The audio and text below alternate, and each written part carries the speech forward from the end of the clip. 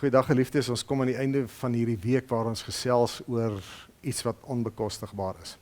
Ons sluit af op 'n wonderlike noot vandag by Kolossense 2 en ek lees vir ons van vers 9 af. In hom, dis nou in Christus, is die volle wese van God beliggaam en in verbondenheid met hom deel julle in sy volheid. Hy is die hoof oor elke mag en gesag.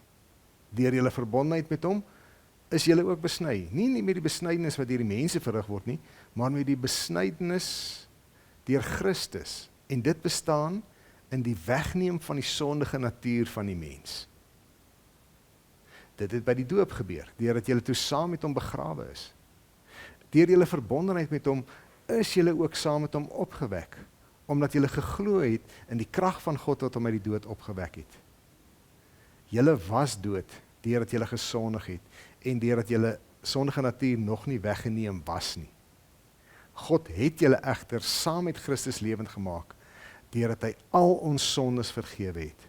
Hy het die skuldbewys met sy eise teen ons tot niet gemaak. Deur dit aan die kruis vas te spyker, het hy dit vergoed weggeneem. Mens raak hom baie benoud in hierdie lewe as jy agterkom, ek het net nie geld om my rekeninge te betaal nie. Dis finansiëel is dit 'n situasie wat baie mense ken.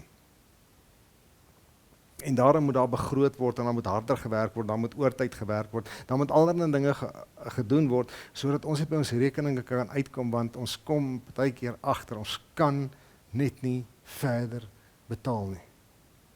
Ag, en jy weet wat volg alles daarop. Dis chaos. En ek dink aan Christus,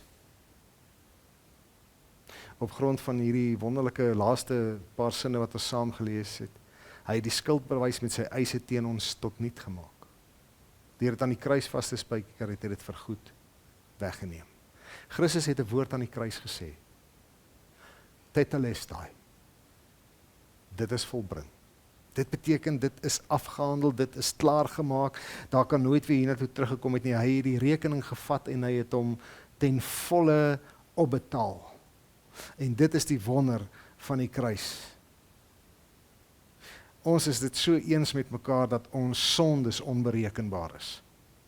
So baie keer bid mense, en ek hoor dit baie aan die einde van ons gebede, vergewe ons vermenigvuldigde sondes. Ons weet hoe skuldig ons voor God staan.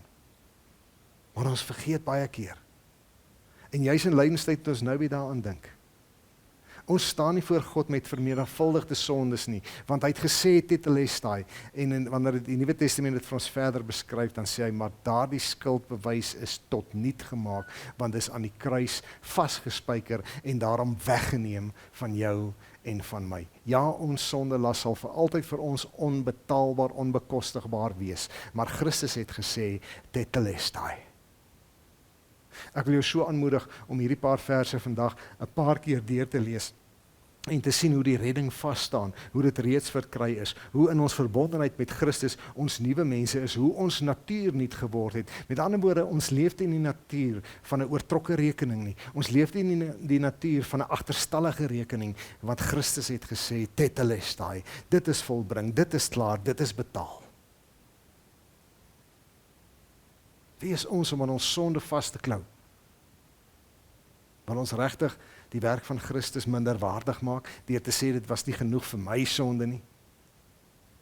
Of kan jy dit regkry om met nuwe jubeling en vryheid en met 'n nuwe mens wees, jou nuwe lewe te leef?